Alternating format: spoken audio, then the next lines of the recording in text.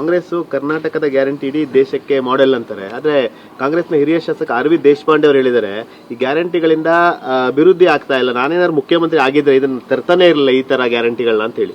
ಅದಕ್ಕೆ ಅವರು ಮುಖ್ಯಮಂತ್ರಿ ಮಾಡಿಲ್ಲ. ಅರವಿಂದ್ ದೇಶಪಾಂಡೆ ಅವರು ಒಬ್ಬರೇ ಹೇಳಿಲ್ಲ, ಭಾಳ ಮಂದಿ ಶಾಸಕರು ಹೇಳಿದ್ದಾರೆ. ಇಷ್ಟು ಶಾಸಕರು ಕಾಂಗ್ರೆಸ್ ಶಾಸಕಾಂಗ ಪಕ್ಷದಲ್ಲಿ ಅನುದಾನ ಇಲ್ಲ, ನಮಗೆ ಅಭಿವೃದ್ಧಿ ಆಗ್ತಾ ಇಲ್ಲ, ಎಷ್ಟು ಮಂದಿ ಹೇಳಿದ್ದಾರೆ. ನಮ್ಮ ಬಿ ಆರ್ ಪಾಟೀಲ್ ಆಳಂದ್ ಹೇಳಿದ್ದಾರೆ, ಇನ್ನೊಬ್ಬರು ನಮ್ಮ ಬಳ್ಳಾರಿ ಏನು ಗ್ರಾಮೀಣದಿಂದ ಆರಿಸಿ ಬಂದಾರಲ್ಲ ಹಿರಿಯ ನಮ್ಮ ಶಾಸಕರು, ಅವರು ಒಂದು ಭಾಷಣದಲ್ಲಿ ಹೇಳಿದ್ರು, ಒಂದು ಬುಟ್ಟಿ ಮಣ್ಣು ಸಹಿತ ನಾನು ಕಾನ್ಸ್ಟಿಟ್ಯೂನ್ಸಿಯಲ್ಲಿ ಒಂದು ರೋಡಿಗೆ ಹಾಕೋದಾಗಿಲ್ಲ. ಗೋಪಾಲಕೃಷ್ಣ ಎನ್ ವೈ ಗೋಪಾಲಕೃಷ್ಣ ಅವರು ಹೇಳಿದ್ರು. ಅಂದರೆ ಕಾಂಗ್ರೆಸ್ನಲ್ಲಿ ಸಾಕಷ್ಟು ಜನ ಈ ಗ್ಯಾರಂಟಿ ವಿರೋಧಿಗಳಿದ್ದಾರೆ. ಆದರೆ ಅನಿವಾರ್ಯ ಏನಾಗಿದೆ ಅಂದರೆ ಇವತ್ತು ಸರ್ಕಾರ ಇದೆ ಅನ್ನೋಂಥ ಕಾರಣದಿಂದ ಇವತ್ತು ಅವರು ಒಳಗೂ ಮಾತಾಡ್ತಾ ಇದ್ದಾರೆ ಶಾಸಕಾಂಗ ಪಕ್ಷದಲ್ಲಿ.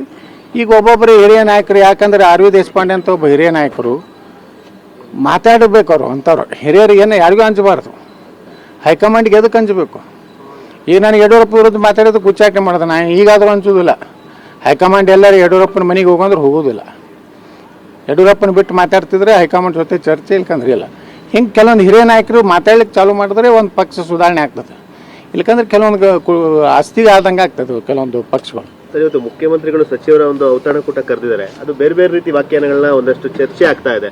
ಬಿಹಾರ ಚುನಾವಣೆಗೆ ಫಂಡಿಂಗ್ ವಿಚಾರದಲ್ಲಿ, ಬಿಹಾರ ಚುನಾವಣೆಗೆ ಫಂಡಿಂಗ್ ಬೇಕಾಗಿದೆ. ಪಾಪ ಅವನು ಯಾರು ಚಿತ್ರದುರ್ಗ MLA ಏನೋ ಸಂಗ್ರಹ ಮಾಡಿಟ್ಟಿದ್ರು, ಅದನ್ನೆಲ್ಲ ED ಅವ್ರು ತೊಗೊಂಡು ಹೋದರು. ಈಗ ಮತ್ತೆ ಏನು ಮಾಡ್ರಪ್ಪ ಎಲ್ಲರೂ ನೀವು 50 ಕೋಟಿ ಕೊಡು, ನೀ 100 ಕೋಟಿ ಕೊಡು. ಇಲ್ಲಿ ಬೆಂಗಳೂರು ಒಬ್ಬರು ಉಸ್ತುವಾರಿ ಅದಾರಲ್ಲ, ಸ್ಕ್ವೇರ್ ಫೀಟಿಗೆ 75 ರೂಪಾಯಿದಂಗೆ ವಸೂಲಿ ಮಾಡಕತ್ತಾರೆ ಬೆಂಗಳೂರಿನಾಗ. ಅದ್ರಲ್ಲಿ 50 ರೂಪಾಯಿ ನಮಗೆ ಕೊಡುತ್ತಾ ರಾಹುಲ್ ಗಾಂಧಿ ಕೇಳ್ತಾ ಇದ್ದಾನೆ. ಅದ್ರ ಸಲ ಕರೆದಾರೆ ಮಗ. ಅದಕ್ಕೆ ಸಿದ್ದರಾಮಯ್ಯನವರು ಹೆಚ್ಚು ಹಣ ಸಂಗ್ರಹ ಮಾಡಿಕೊಡ್ತಾರೋ, DK ಶಿವಕುಮಾರ್ ಹೆಚ್ಚು ಸಂಗ್ರಹ ಮಾಡಿಕೊಡ್ತಾರೋ, ಅದ್ರ ಮ್ಯಾಗ ನವೆಂಬರ್ ಕ್ರಾಂತಿ ಆಗೋದಿದೆ.